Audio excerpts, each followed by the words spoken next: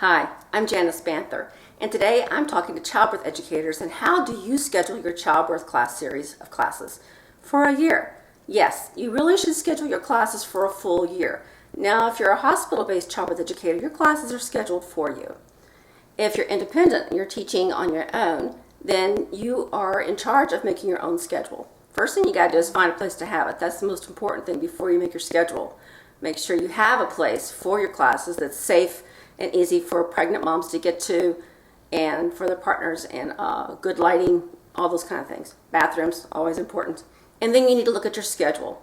And the best thing to do is to schedule it out one full year ahead. You can't schedule class by class because people will not come back and look at you. They may see on social media or an advertisement that you have a class coming up in June, and there's nothing else talked about in August or October or November or anything else, just that one class. So they're not going to keep on looking back to find out information on you. So you've got to have a full year schedule already planned out for yourself. So what you need to do is either get paper calendar or else use your tablet so you can see every month at a time.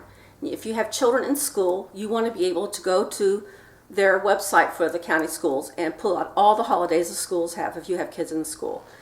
And then look at your family calendar and all things you plan on doing, everybody's birthdays, their anniversaries, any family vacations, any family reunions, anything that your family plans on doing that you're supposed to be there for. Make sure it's on the calendar. If you belong to clubs or if you're very involved in your city's involvement, we live in a small town, Tarpon Springs, Florida, and our city is quite unique. And so we have a lot of things downtown, and it's very important for the merchants and people who have businesses in the town to be part of. And so you'll want to do that too. Schedule around expos and definitely schedule around the conference, whoever you are certified in. That is very important. You don't want to miss your conference. Once you have everything scheduled out, then you need to decide how many hours am I going to teach. And this has been the hardest thing for childbirth educators. We used to have 6-week classes. There were 12 hours of teaching. And in some classes, there were 16 hours.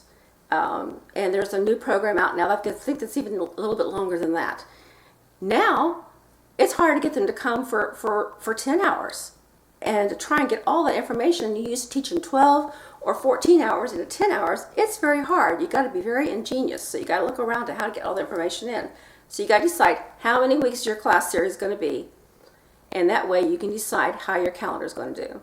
The one thing you can do as a childbirth educator is that you can do this with a small child or with a baby because you can plan it out and you can have someone there for your baby. Whereas with a labor doula, you can't really plan that out when you have a little tiny baby that you're nursing. So this is a whole different thing when you're a childbirth educator or you're teaching parenting classes, that you can schedule these around the lives of your children. So I'll tell you what worked for me, and let's see if it works for you.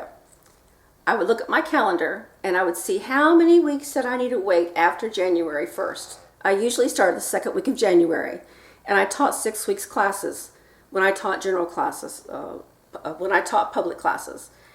And so they were 6 weeks long, and I would have 6 weeks of classes, 1 week off, 6 weeks of classes, 1 week off. Then once you have that scheduled around all the holidays for your family and all the holidays for the school or for your area that you live in, then you are able to have your whole series of classes. And then you can start advertising your classes for a full year.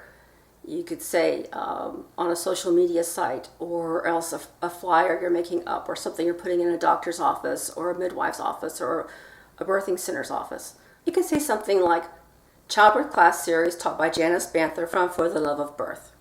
And have like little bullets down by the side where it says all the topics you're going to be covering. That's always a good thing to do so they know kind of what they're going to be learning, what's going to be involved. And then where it's going to be, what time it's going to be, and the dates each series of classes starts. And it's always good to put a little thing there. Your classes need to be finished 4 weeks before your due date. That's really important. Sometimes they just don't get that. So 4 weeks before your due date. And for whatever you're teaching, you might want to end even earlier. And that way, when people are looking at your information, either on social media or else on your website or on a pamphlet that they got from the doctor's office or the birthing center's office, they can see when your classes are, what would be best for them, and they'll email you.